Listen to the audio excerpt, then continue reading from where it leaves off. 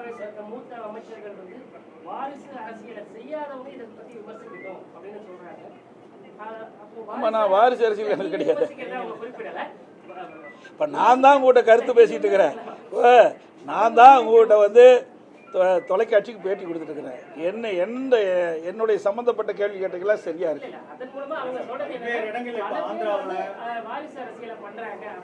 அப்படின்னா வெவ்வேறு பேர் தப்பு பண்றாங்க, அதே தப்பு இவர்களும் பண்ணுவாங்களா?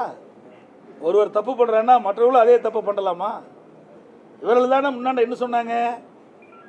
திரு நேரு அவர்கள், திருமதி இந்திரா காந்தி அவர்கள், ராஜீவ் காந்தி அவர்கள் வருகின்ற பொழுதெல்லாம் திரு கருணாநிதி என்ன சொன்னார்?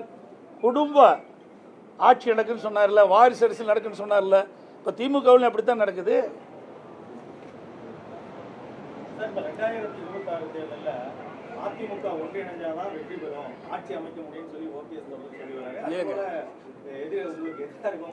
தயவு செய்து இனிமேல் இந்த கேள்வியை தவிர்த்துக்குங்க.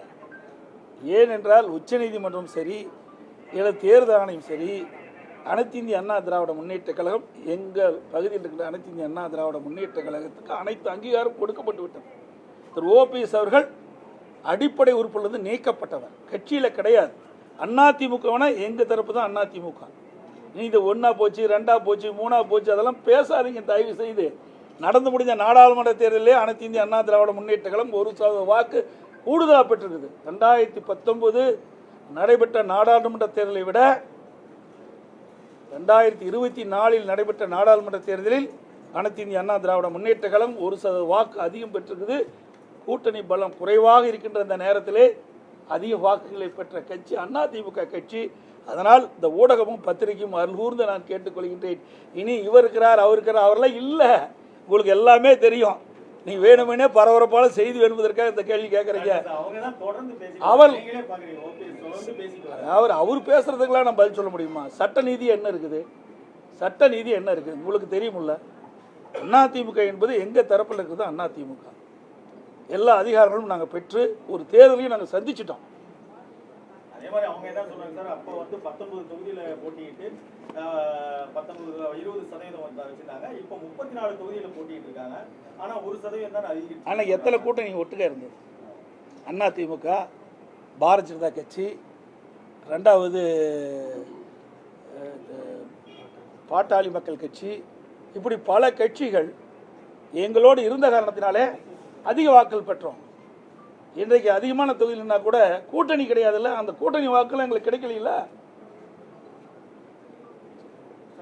இன்னொன்று, இந்த விருதுநகர்ல அருப்புக்கோட்டையில பதவி பறிந்ததுனால அவங்க வந்து 10 லட்சம் கொடுத்தாதான் வந்து பதவி அப்படிங்கிற மாதிரி போஸ்டர்லாம் ஒட்டிருக்காங்க.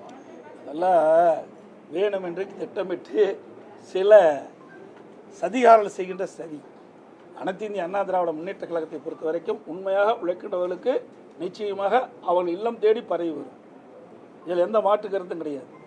அனைத்து இந்திய அண்ணா திராவிட முன்னேற்ற கழகத்தில் யார் உழைக்காமல் இருக்கின்றார்களோ, சிறப்பாக பணி செய்யாமல் இருக்கின்றார்களோ, தேர்தல் நேரத்தில் முடங்கி இருக்கின்றார்களோ அவர்களுக்கு இங்கே இடம் இல்லை.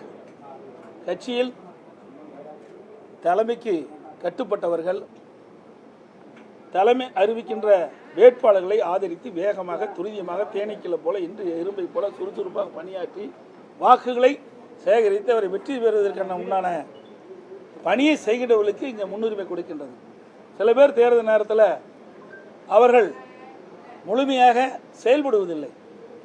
அதனால் சில நேரத்தில் அந்த பதவியில் மாற்றி அமைக்கப்படுகிறது. மாற்றி அமைக்கப்பட்டால் கூட ஏற்கனவே இருக்கின்றவர்களுக்கு அதற்கு தக்கவாறு பணி மாற்றி வழங்கப்படும் என்பதையும் தெரிவித்துக்கிறேன். அனைத்து ஊடகங்களுக்கும் பத்திரிகைகளுக்கும் வணக்கம், நன்றி.